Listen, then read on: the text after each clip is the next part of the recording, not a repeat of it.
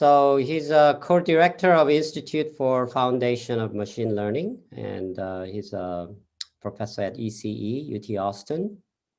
And he got his PhD from UC Berkeley and diploma degree from National Technical University of Athens. And he received numerous awards, including James Massey Award, NSF Career Award, a Google Research Award, early Jury Dissertation Award, and Joint Information Theory and Communication Society Best Paper Awards. And personally, I've been, a while ago, I've been working on regenerating chords, and actually, Professor Dimakis was one of the pioneer for distributed storage research areas, and these days is more into like the interaction research, interactive research between information theory and machine learning. Without much ado, let's welcome Professor Dimakis with a big round of applause. Yeah, go ahead. Thank you. Thank you. Thank you very much. You can hear me, right? Yes, yes. Okay, great.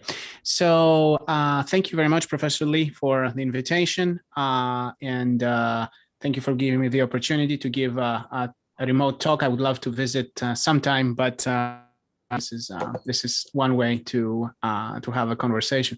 So I would like to talk about deep generative models and inverse problems. This is my title. And I want to emphasize that this work would definitely not be possible without the many collaborators that I'm listing here, people from, for example, my PhD student and many other of my students who I'm listing here, and also my collaborator and a professor in UT Austin. And some of the works have also been a collaboration with Augustus from Google Brain. So we can start. So and by the way, one more thing, if people want to ask questions, please do. You can ask them on the chat, or feel free to jump in and ask me anything. I think it's more fun to keep it interactive. And also if there's anything that will clarify things, I would love to ask it immediately in my talk. So what are we doing here? Our goal is to represent attributions. And I'm thinking basically of images or video files, data sets that are quite high dimensional, as we will see if you're counting the number of, for example, that are needed to represent them. So this has been a central problem in statistics in machine learning and information theory for forever. How do we represent and how do we work with these complicated high dimensional data? So some classical ideas I'm listing here: multivariate of Gaussians have been used in image processing, signal processing forever as simple models for complicated data sets. More recently, people moved beyond these models into this family of models that are called graphical models, or special case of Markov, which use conditional independence to tame the complexity of these high dimensional distributions. And then another family of models has used sparsity-based techniques. Like, for example, this is used in image compression right now for DCT, which is the discrete cosine transform, or a wavelet are course methods for any type of compression or denoising method that's used quite widely today. But these are all classical or well-known, well-studied techniques. The thing I will be talking about is a new family of ways to represent data, and specifically deep generative models, calling them generators or generative models. And you may have heard of them with various names. There's generators out there. There's these things called variable encoders. There's another thing called GANs, generative adversarial networks. There's even other types of networks that are called deep image prior, or the deep untrained, or other ones called invertible flows. All of these things, these are neural networks. For the purposes of this talk, you can just think of them as functions that are transforming randomness, like simple randomness, like Gaussians, or unstructured information into nicely structured information. like images, and they're data-driven. So very quickly to clarify this point, this is a generator. This is a box that I will be using throughout the talk. And this box takes an input, Z. Z is a low-dimensional vector, like 100 numbers. So the latent space, as we call it, K, I want you to think of it as something like 100. So you put 100 numbers in this function, you put them in this input. Numbers by a matrix have a nonlinearity here, typically a ReLU, another matrix, another ReLU. And at the end of the day, it will produce a high dimensional vector, which if we show as an image will look like something like this. So these functions are basically differentiable almost everywhere. Piecewise linear transformations for ReLU activations. And they are data-driven. You learn these matrix examples. And remarkably, when you put in some after you multiply, you get this vector, which looks like a face, a human face. And I want to emphasize again that this is not a real person. This is what I will call the dream of this generator when I fed it a specific random vector in here as an. So this has been quite a remarkable innovation, and it's very different from what you may be hearing in deep learning on ImageNet and so on, because most of that's getting a lot of is supervised. It goes from images to labels. But here we're talking about networks that are dreaming of data. They're not taking data as inputs and telling you if there's a dog or a cat. They're able to dream of an image of a cat, okay? So which is a very different thing. It's unsupervised learning as opposed to supervised.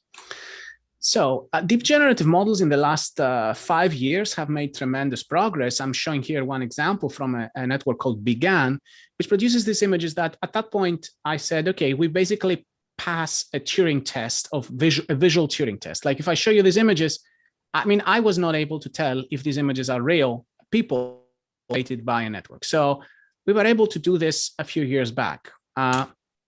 And the question that I have been thinking about is basically this one. Okay, these networks, you feed in some random input, it will produce a random fictional image. Like we can do this for many types of images. We can do it for faces of humans or cats or dogs or maps, or we're working, for example, on other types of data sets. But what can we do with that? Why is that like a useful thing to do? That's my central first piece of this talk. So one answer you will get from this is, well, you can take pictures of fake people and then create fake social media accounts, and people are doing that. But that's, and I'm saying this is kind of a silly use. Like it sounds like a stupid little thing, or you can make an app on the phone to generate fake faces and so on. But this is not, you know, transformational, and it doesn't have a big society value and so on. My main point in this talk is to convince you to go from this silly use that if you have a generator for a problem that you have, you can actually use it for a million types of uses that are extremely useful. So my main point is that generators are modular. I will explain the word, what I mean by modular. And they're differentiable prior distributions that have statistics, the structure of your data, okay?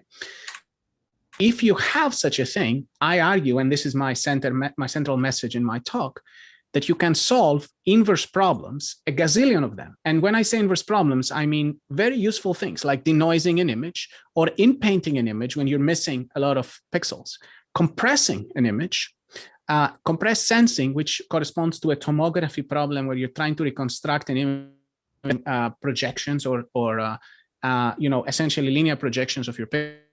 Source separation is another example when you're observing something that's a superposition of multiple data sets, like multiple images, samples. The classical example for this is when the cocktail problem, when multiple people are speaking at the same time, you want to separate voices. And I argue that if you have a generator for a human speech, you can actually do this extremely we'll be talking about.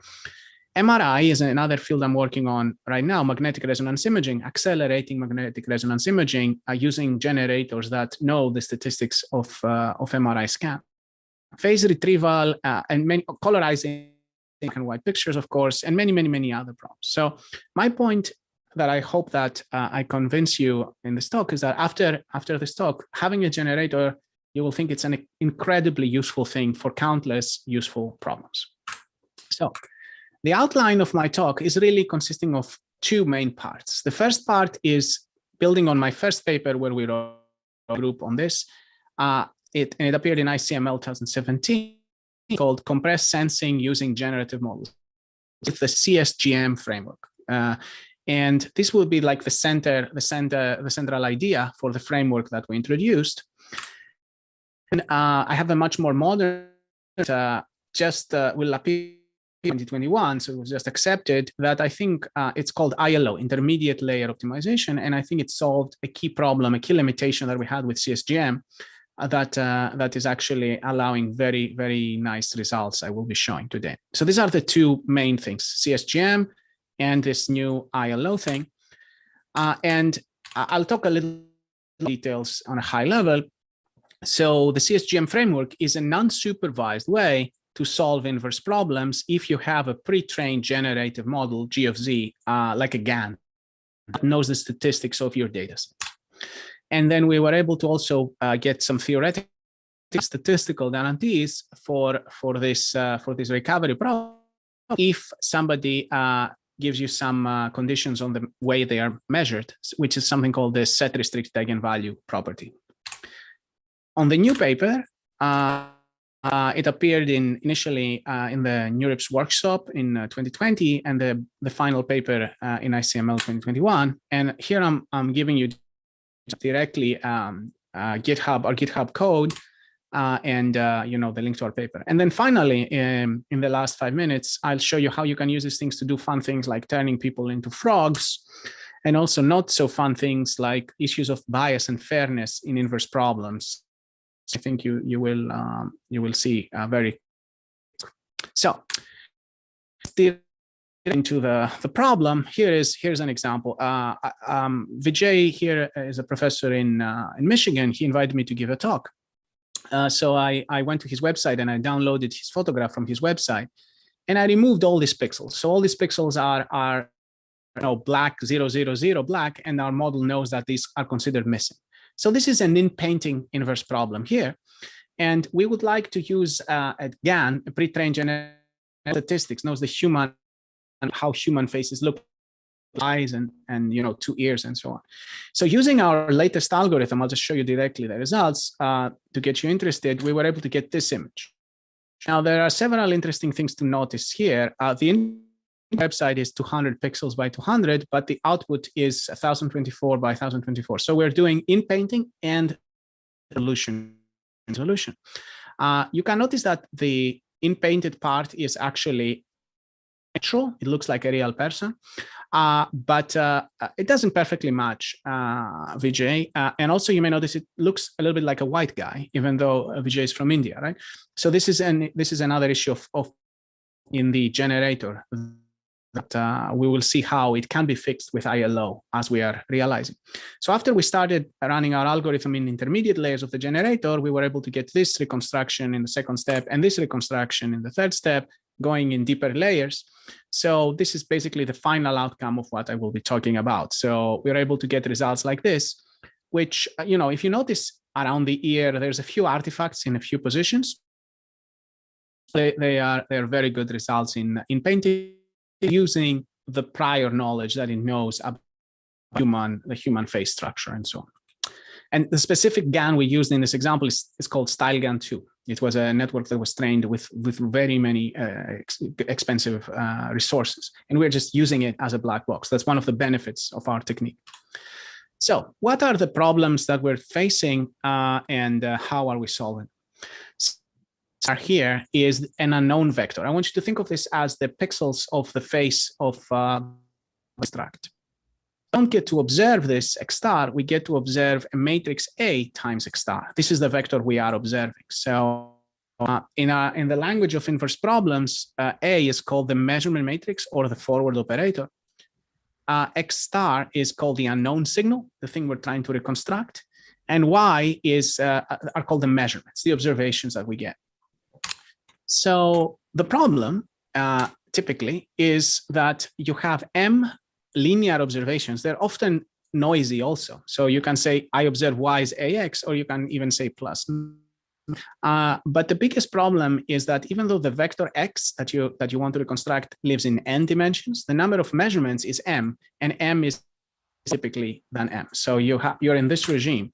And this regime, of course, is called ill-posed inverse problems because there are many solutions by the measurements, because it's like you have 50 linear equations and 100 unknowns, and there's infinitely many solutions to this system of linear equations.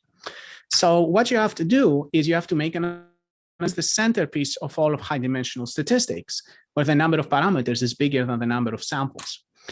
So you must make some structural assumption on X star, and then you will say, okay, I'm not just trying to find an X star that explains the measurements, I'm trying that explains the measurements and is natural in some way of what I consider to be natural.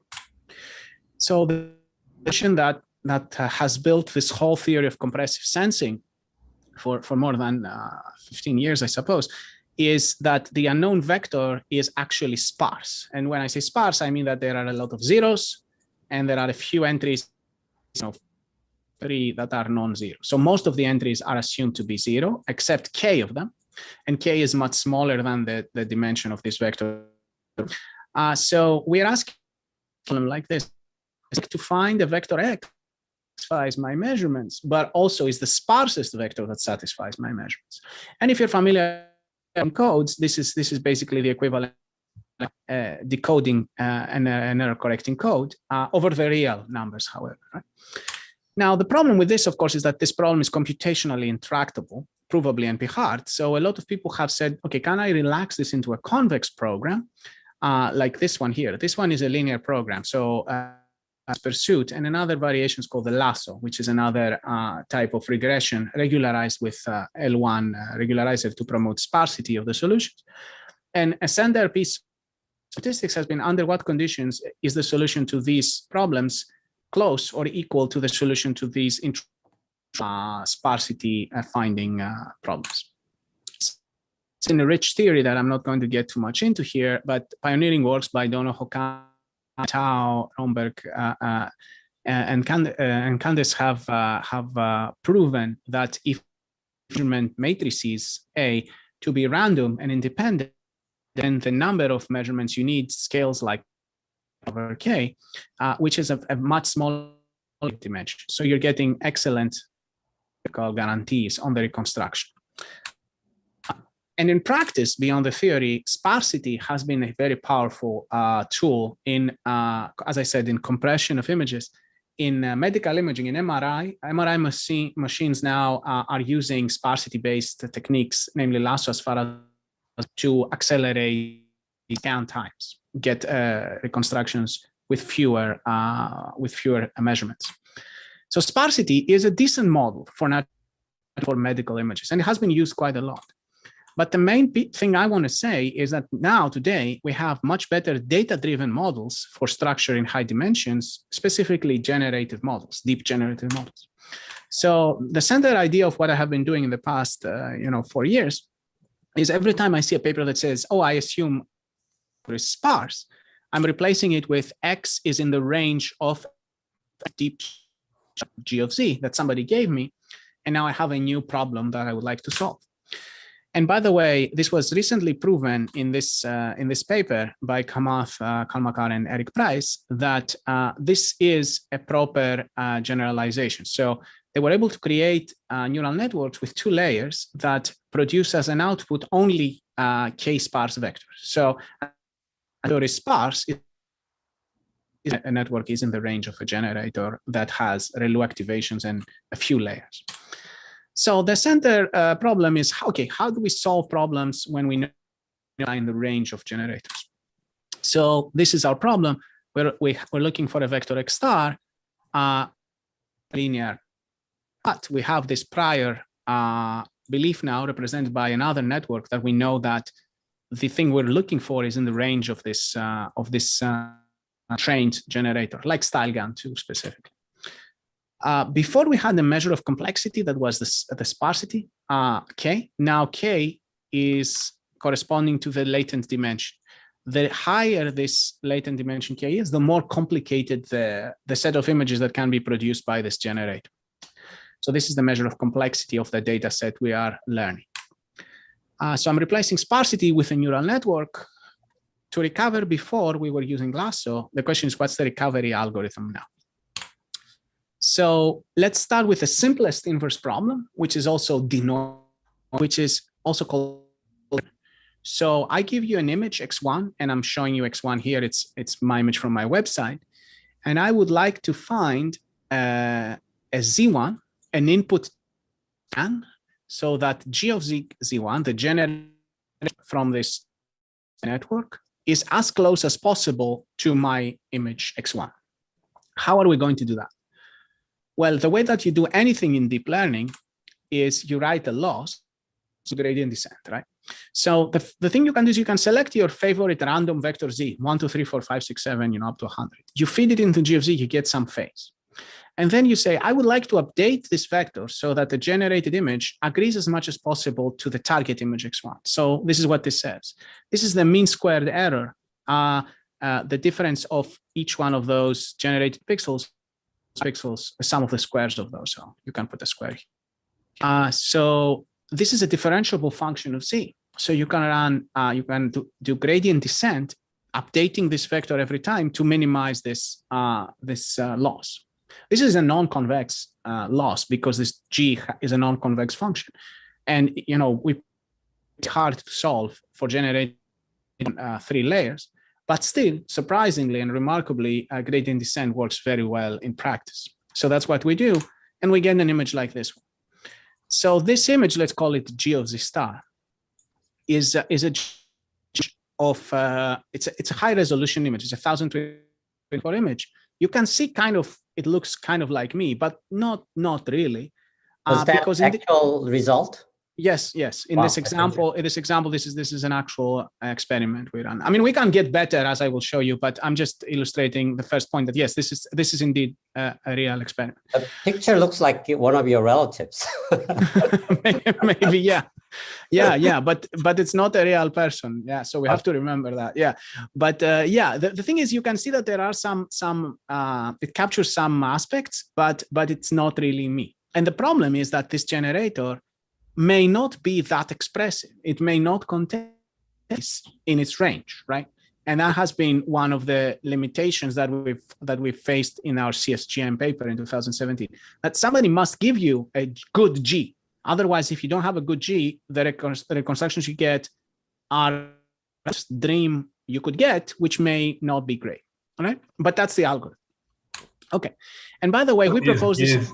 Is the loss using the mean square error as a loss? Is it the right choice for this? I mean, it is a choice. Then many people after us wrote other papers on improving it, and now we are using a blending of mean squared error plus LPIPs, a perceptual distance, and we're hyperparameter tuning. But yeah, even just going mean squared error is a pretty decent starting point. Yes. Okay. Yeah. Thank you but good point. Yes. So continuing on the story here, we wrote this in 2017, and then I mean there was this paper that was before us, and actually many others have independently proposed this idea because of course it's a super natural thing to do. But there's a little more here that will become. So now let's consider another problem. Now this is in painting. In painting, you don't observe, you observe something. So it corresponds to, there's an image going back to our inverse problem language. If this X star is the human, is this woman's face, observing the full face, you're observing a subset of the identity. This is your measurement matrix here, right? So it can be written as a special linear inverse problem where the measurement matrix A has rows, a subset of the identity rows, depending on which pixels you're observing. And I'm showing this here with blacking out some pixels.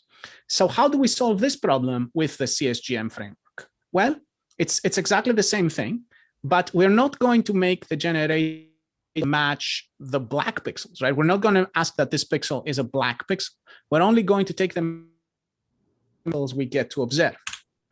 And this can be written in this very simple form. The thing I am observing is A times x1, right? Because I'm not observing all the pixels of x1. This is x1, this image.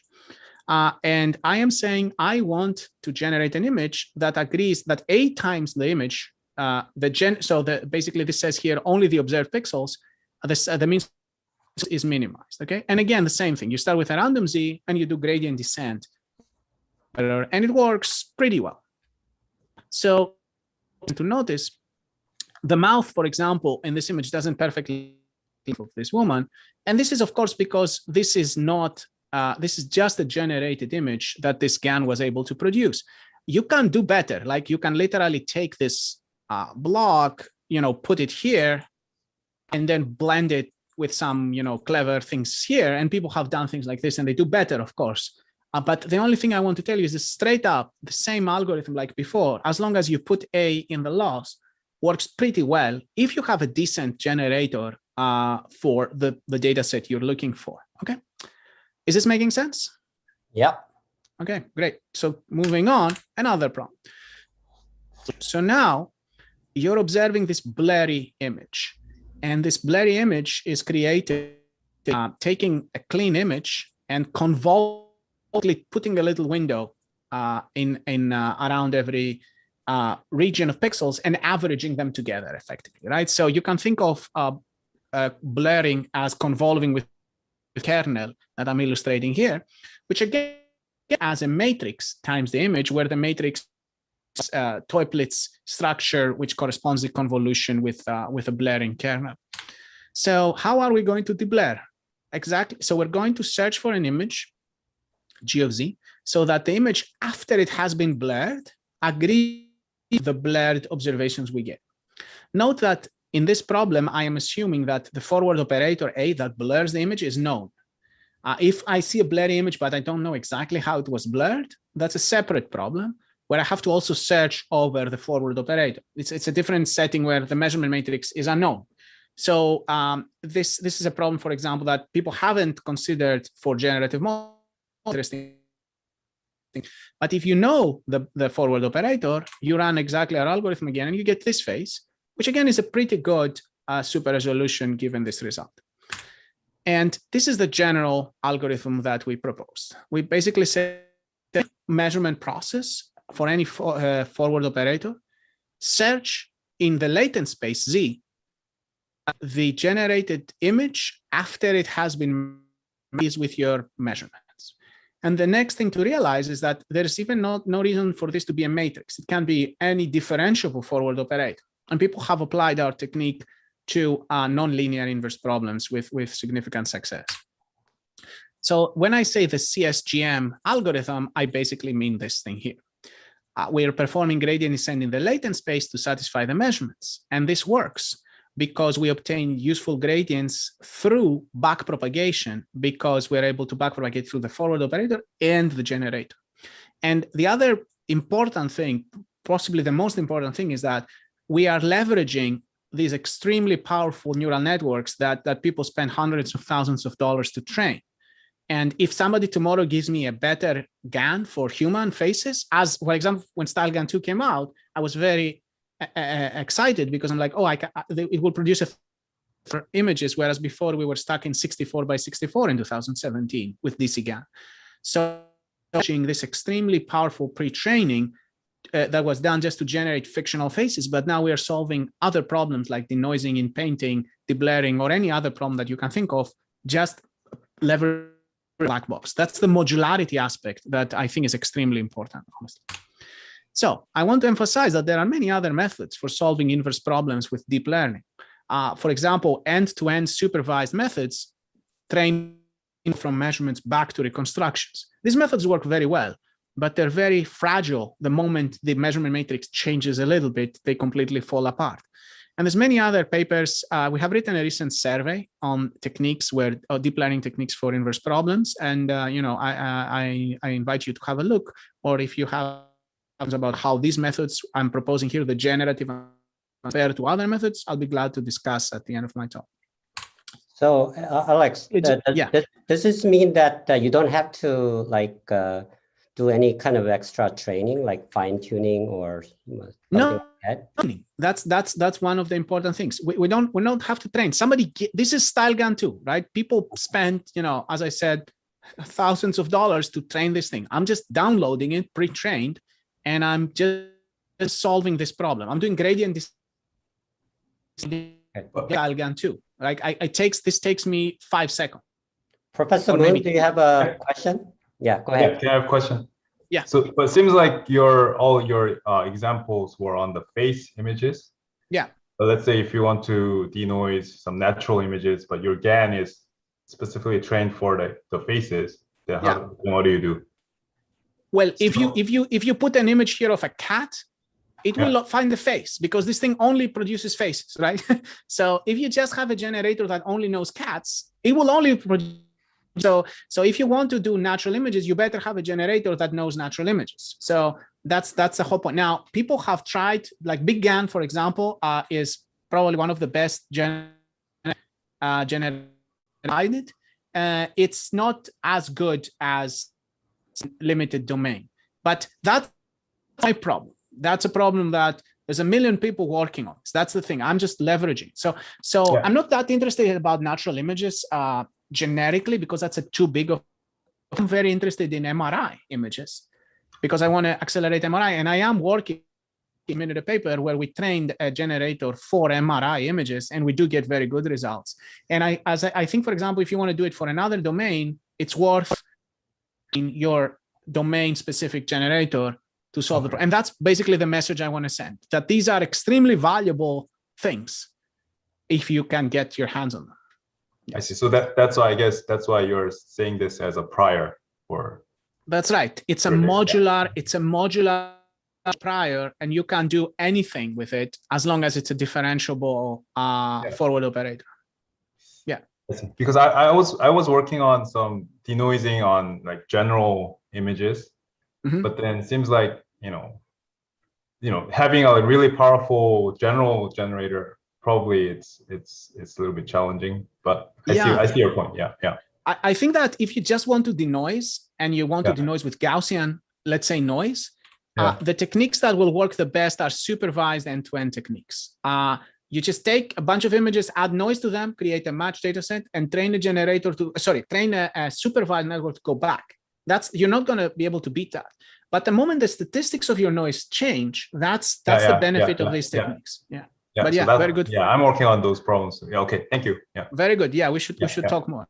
Yeah. By the way, Professor Tessa Moon, he's an expert in denoising Yeah, we should talk more. I can tell. Right. Thank you. I can tell. Very good. So just to quickly show you, these are results we had from 2017. I'm just showing you here. These are 64 by 64 images. So the 64 by 64 times 3 is about 13,000. So the dimension of our images is 13,000. And here we're only observing 500 random projections. And I'm comparing it to lasso, like classical sparsity-based techniques that get pretty bad reconstructions, whereas our method using DC GAN gets significant reconstructions here. And, this was our main result from the CSGM paper, and we were claiming about a 10x reduction in measurements in this regime. But I want to emphasize again that after you get in this regime where you have, so what I'm showing here is how many observations you have, and this is the quality of the generator methods versus classical sparsity. I want here this part that generative method, CSGM, performs worse than sparsity-based methods when you have a lot of observations. Is that it's actually not getting better anymore, it's flat. Because what's happening here is you have reached the representation of your GAN. If you're here, it doesn't matter anymore giving me more observations, more pixels, because I have the best image the generator could hope to produce, and now I'm limited by that. So at this regime, you need to throw away that GAN and get a better one that represents image better, has a higher K. So you need a way to expand the range in an adaptive way if you are in the denominator higher SNR. If you have high SNR, you need a more expressive generator. If you have lower SNR, you need a less expressive generator. So one of the center problems that we had, and that's how we got to ILO, actively change the generator to be able to do more when you have more measurements and do less when you have fewer measurements, okay? So that's the centerpiece. Just very briefly, I want to emphasize that we were not the first people to consider these problems. Rich Baranyuk and Volkan Sever and Anna Gilbert and many others that I'm listing here have worked on these problems many years before us. In signal processing, for example, people have been thinking of natural images for a very long time, but we are leveraging here again these extremely powerful new generators, and we're leveraging them in a differentiable way. So the backpropagation aspect is key to our algorithm, and that did not in many of the other methods on manifolds of natural images. So moving on to the idea, intermediate layer. So how does this solve our problems? Okay, I'm going to skip the theory results. If anybody's interested, I'll be glad to talk about them. But what is ILO? ILO is has this idea. We're going to optimize intermediate layers of the generator, not just the latent, not just the Z, but we're going to with the CSGN. Let's see this as follows. So I want you to think of a generator like this. This is GAN2 in a simple representation. It takes a latent vector, it passes it through a bunch of layers and spits out an image here. But I'm going to look at some intermediate layer, this green vector here that I call H. And I want you to think of the generator as a composition G1 that goes from Z to H, 2 that goes from H to the final output. So H is G1 of Z, and I'm color coding Z to be red and the intermediate thing to be green. And the final output is the composition of the these two neural networks. I just want you to think of it that way. So it's nesting. So the first thing we do when we see an image, let's say somebody gives you my face. I'm going to do it in my face in a minute. But the first thing I'm going to do is I'm going to take my face and I'm going to run CSGM like before. Search for a Z so that image minus my observations is minimized. And after I run that, I get a Z1, a vector here that I like that. And then I'm going to optimize over this intermediate,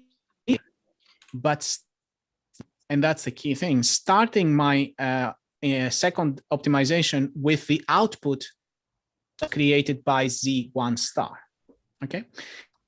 The thing to realize here is that since I'm optimizing directly this vector here that cannot be produced by this, so I'm effectively throwing away this network and I'm directly optimizing, so I'm expanding the range of this generator, okay?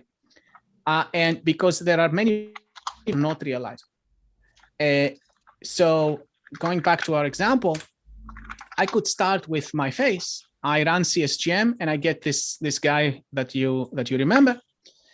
And now I am going optimizing the intermediate layer, starting this, the vector that produced this guy, and I get this image. Now this image, it may look like perfectly matching my face, but it is not. It is actually a generated image from StyleGAN2, but by modifying the intermediate layer. And if you look at it carefully, you may notice around the eyes, and it has changed a few things here and there, but overall it's a near perfect matching of my image. Is this making sense? This is a key point of the innovation of ILO. I don't know if anybody wants to ask a question about what this is doing. It looks like you're identical twins, I guess. Yeah. So what I say here is it's important that you don't start this intermission from scratch, but you start it from initializing from treat the GAN to be this network, right? And you could just run CSGM with H directly. And if you do that, you get images like this one. So you see that if you're optimizing in H directly, you can get images that are like violating the structure of human faces. This generator here, and that's the key insight that we realized, is that you only start working in this green space, it's too powerful. It's producing these freaky images that are kind of like faces, but not really. It's aggressive. So you have to tame it. And the way you tame it is you start with a good initialization and you only do early stopping, sometimes also L1 regularized. So you don't want to mess with this vector of human faces. So do you choose any intermediate layer, or how do you choose? Yeah, it's careful. We have to carefully do it. So in StyleGAN 2, we work in the first 4 layers. We do 100 gradient descent steps in Z, then 100 gradient descent steps after 1 layer, and then 100 and then 100. So we do go 4 layers and we do 100 steps. But my students have experimented with hyperparameters on this. Okay. Yeah. So another example in painting. So I'm observing this image now, and using ILO, we were able to get this reconstruction that I want you to notice that it matches face pretty well. And then it does a very reasonable, one would say, in painting. Of course, it could never know, how my eyes and so on look like. These are some other results. I'll just show you 2 examples that I think are some of the most impressive results we got. This is an image that we are observing, and this is another. Now, in this image, we're observing, I think, 1% of the pixels. You may, I don't know if you noticed, but it's like a dust of pixels that we are observing. And this is actually our reconstruction. This is the ground truth. And this is the previous state of the art, which is basically a method called pulse, which is like CSGM applied to StyleGAN 2 with a few optimized. For example, they introduced using LPIPs as opposed to mean squared error here. So we use a blending of distances here. But the results, I must tell you, have been shockingly good. Like when I saw these results, I asked my dog, there's no way on earth, that you're getting this image and this image from this observation. So I don't know if you know, this is Stefano Ermon, who's a professor at Stanford, he's my friend. And you can't tell who I don't think could recognize him from this image, but I think many people could recognize him from this image. This is the actual input. But of course, if you use pulse and you get this, I don't think many people would be able to understand. Because, and again, just to be clear, this is our result. This is previous state of the art. This is the ground truth. And these are the observations that we get. And by expanding the range of the generator, I believe we get this expressivity that allows you to get to understand who the person is. I'll show you another result. This is in painting. It's super resolution. This is the input. This is the previous state of the art by pulse. This is our result, and this is the ground truth. These are known, people, obviously. And you can tell again that put guy from pulse, whereas we get this reconstruction, and this is Obama, low resolution 16x. This was a big, if you noticed in social media, where they were reconstructing Obama to be this guy, white Obama. So if you Google white Obama GANs, you will find this guy who's person.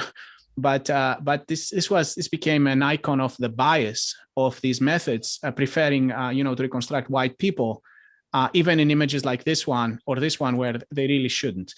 And there was a big debate if this is because of the data or the algorithm. And I would like to argue that we are proving here that the algorithm has a big role, because we are also using a different generator. But because we're expanding the range of the generator, we're able to get this image and this image, and arguably, these images are much closer to the people we are. So this is we're showing that intermediate layer optimization is mitigating the bias to some extent. So I'm kind of, I guess, running a little tight on time. So maybe I'll wrap it up in 6-7 minutes, and then I can take questions. So we are working right now, as I said, on MRI. So we have trained the generative model for brains. I'll be glad to share the paper if people are interested. We submitted it. And I'm just showing one example here. This is an early example. It has some artifacts, but we're actually able to get 4x acceleration. Right now we get on this, but training a generator for MRI is something that we have been trying for a while. Now we have some good results. I'll be glad to share them if people are interested. We have done, of course, many other experiments and quantitative comparisons. And, ILO is much better than all the other techniques in all the problems we have tried, including super resolution, in painting. I mean, you can see there's like an incredible gap in performance. And we have a live demo that I invite people to play around with. Since I'm running out of time, I want to show you a fun little example of a modularity of this method. So this make frog people, okay?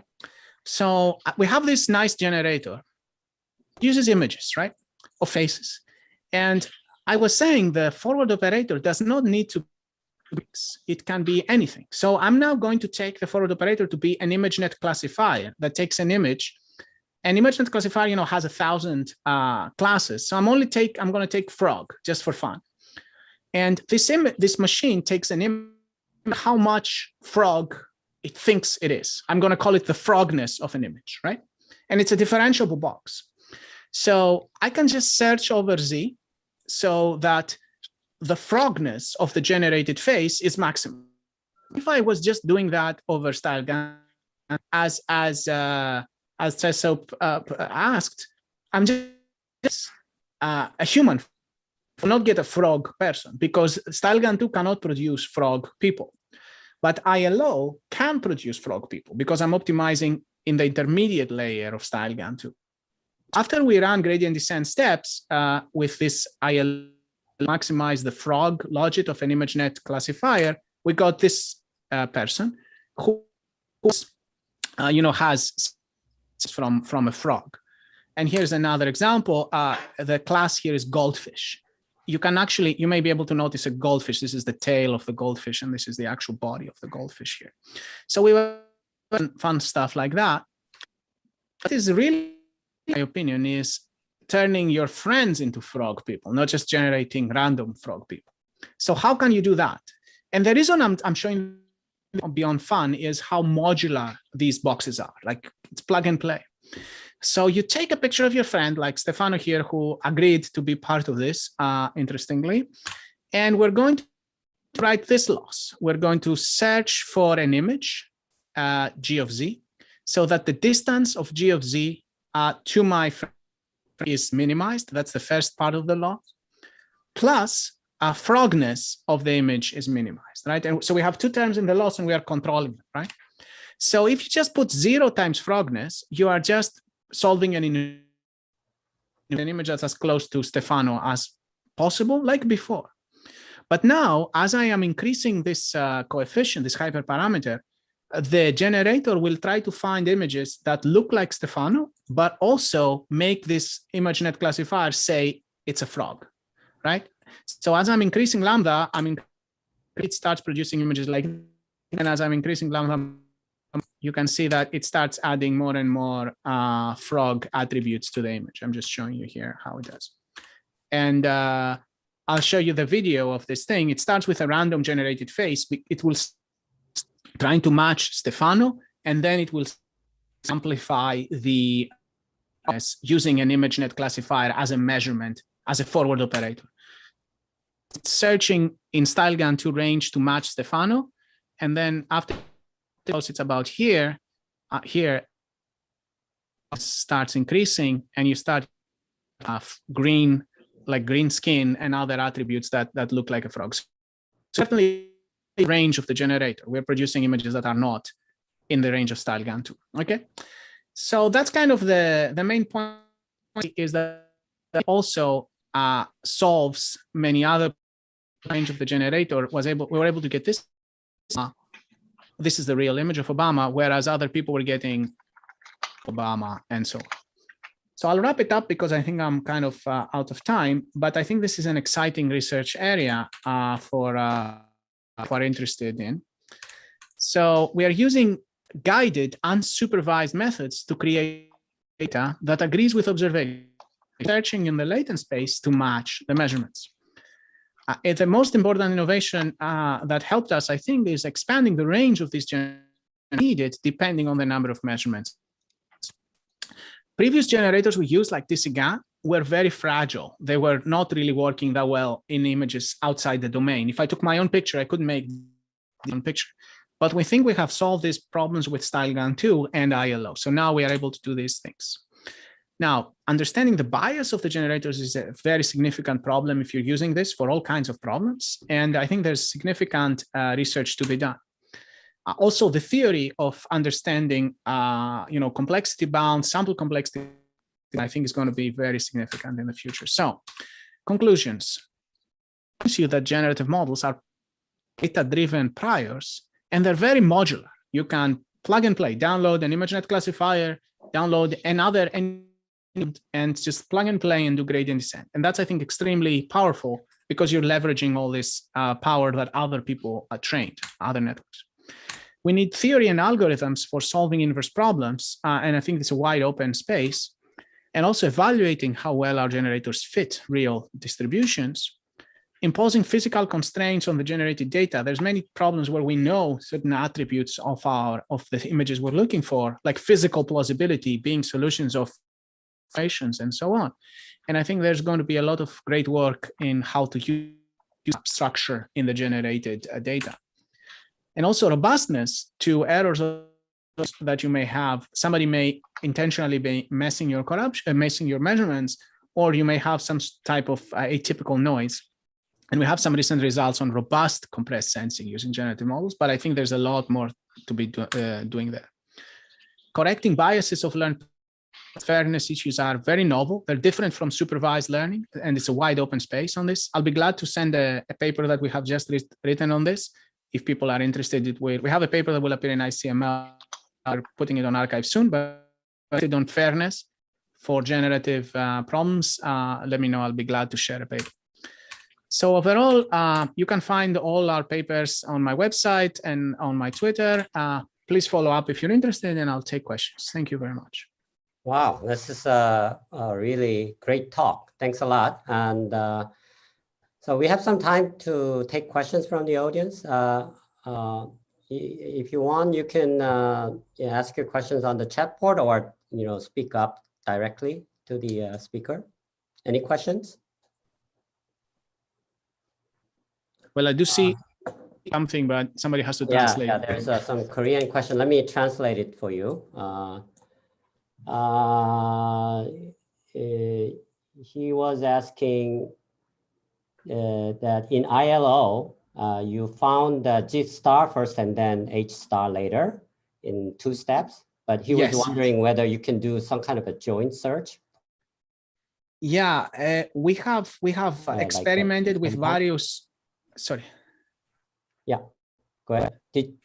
Right now we do it sequentially. We run gradient descent in the first layer. We start from that initialization, move to the next layer, and move to the next layer. And we run it for 4 layers most of the time.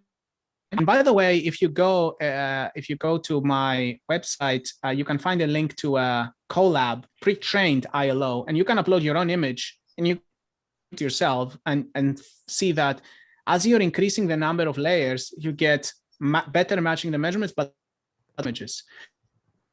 This part we're trying to now doing it jointly. I think if you're optimizing over H, it's strictly more powerful than optimizing over Z. So you have to regularize somehow. If you optimize over H, you can achieve anything with H ignoring Z. So Z has no effect anymore.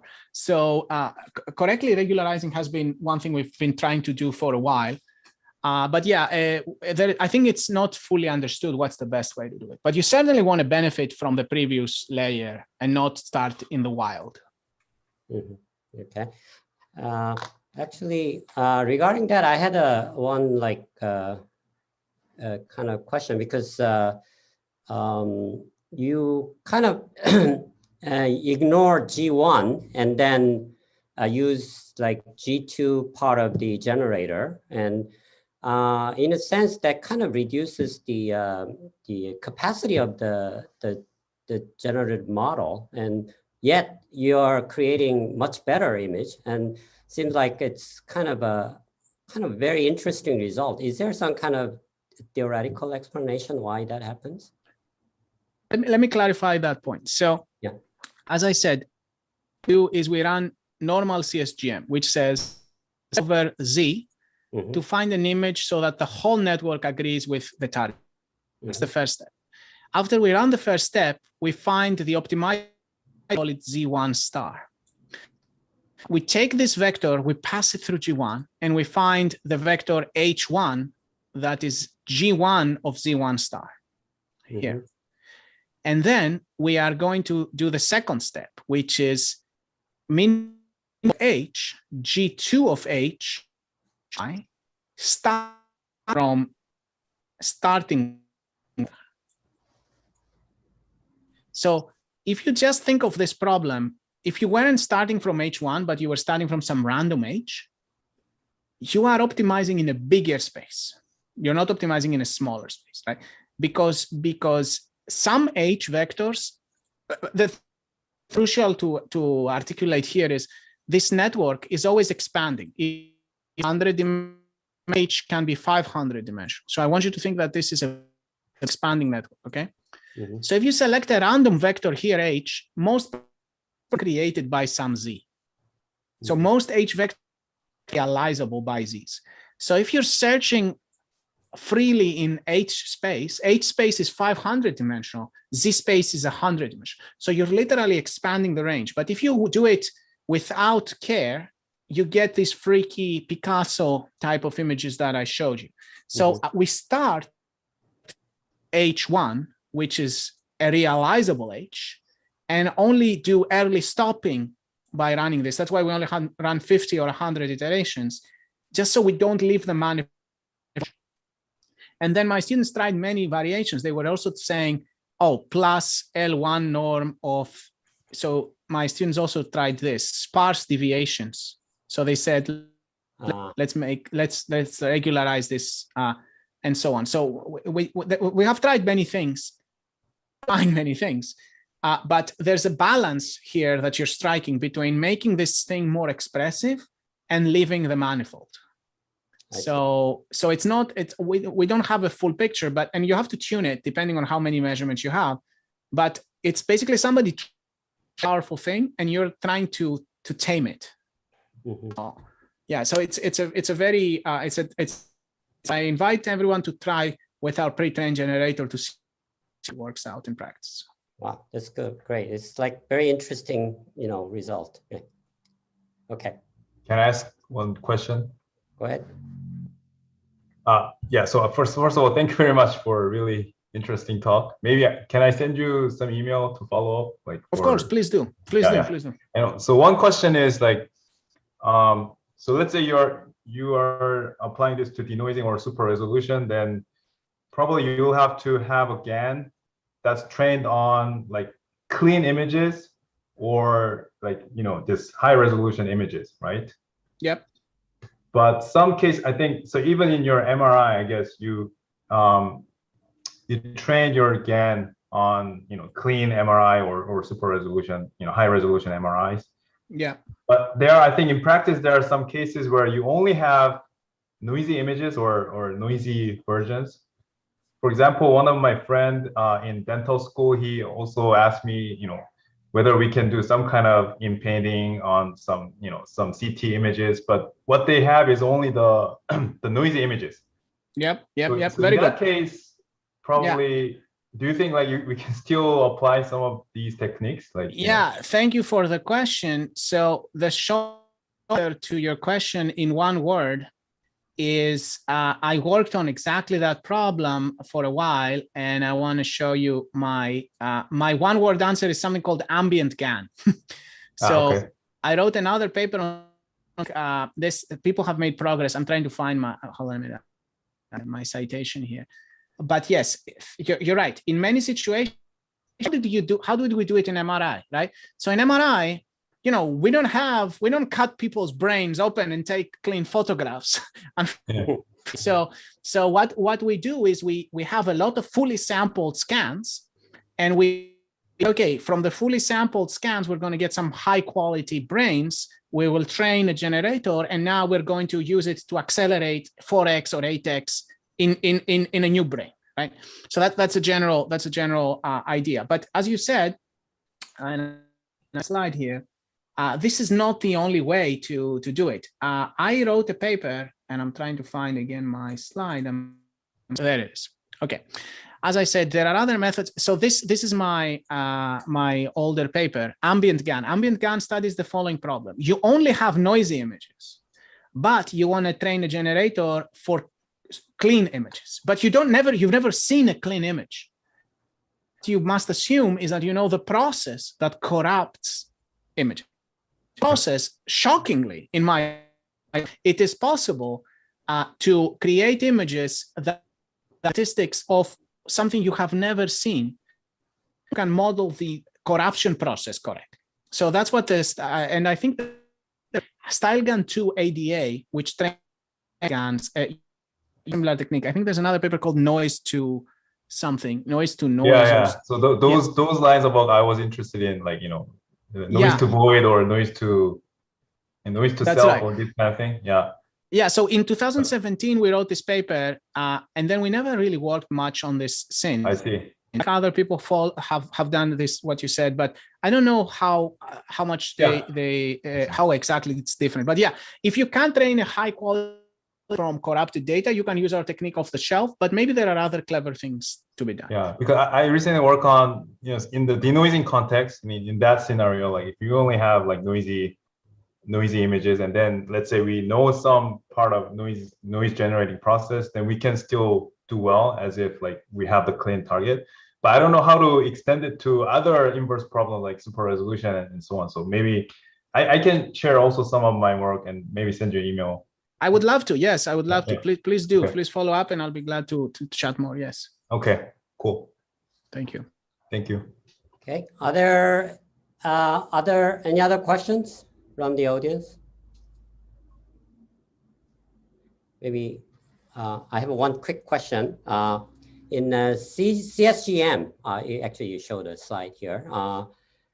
They're like classic work. You mentioned that Candace and Tao paper. The key idea there is that the theoretical condition for the recovery is RIP condition, restrictive isometric property. Are there something kind of analog to that in yours, like in this framework, CSGM, or? Thank you. Yeah. So so yes, that is our theory results. So and then there has been a lot of open problems and theory.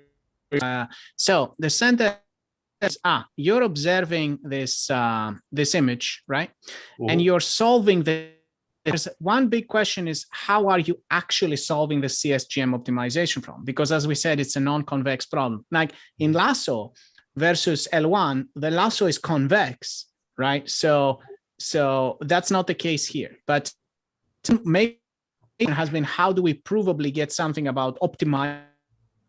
It was not what our first paper did. Our first paper said, if you could solve this problem, then you're going to get a Z hat. And what I said is, if the number, so you create your measurement matrix, random IID, and the number of measurements is K, the latent dimension, D is the depth of the generator, and log N is so that's the, then this is our theorem. The reconstruction you will get, if you could solve this, this is the image you get, this is the ground truth, and we say that it's within a constant from this thing. Now, what is this? This is the best possible thing your generator can produce, okay? So this is not up to you. This is about how good your generator, the meaning of the theorem is saying, if you have KD log N measurements and you could solve this, basically getting to the resolution of your generator. Oh, and the proof, this is called what's called SREC, like the generalization of RIP, restricted I for generators. The SREC condition says the differences of pairs of generated images is far from the null space matrix. As you know, RIP says essentially the difference of two sparse vectors is far from the null space. The difference of two sparse vectors is a sparse vector. It's actually a 2K sparse vector in the proofs. But in general, that's not true. So a coincidence that the difference of two sparse vectors is a sparse vector. But to actually prove it correctly for when they're not sparse, you need the difference of two generated images to be far from the null space.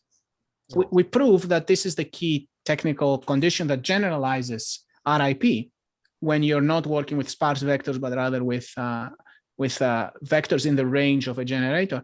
And there's a pretty neat lemma that says if you make an k is the latent dimension, L is the Lipschitz constant, and you can easily scales like log n basically, because constant of a generator in the worst case is exponential in the depth. So there's an easy kind of bounds to see that log L scales basically like D log n. So basically, yeah, we follow the same ideas as kind of proofs, but we extend them to generators. Yeah, thanks for the question. I think there's 7 beyond Gaussian, for example, and beyond basically all the compressed sensing papers, I think possible. And I think there's a very exciting research area for many people to consider here. Okay. Okay, thanks a lot. So you're saying RIP can be generalized to this SREC condition in a sense? Yes, yes. Okay. And then people have done, there's very beautiful work on analyzing the optimization. So Paul Hunt and Vlad Voroninsky have managed to prove the generator has random weights. Provably, gradient descent solves this problem, which is an incredible result in my opinion. Wow. Okay, very good. Yeah.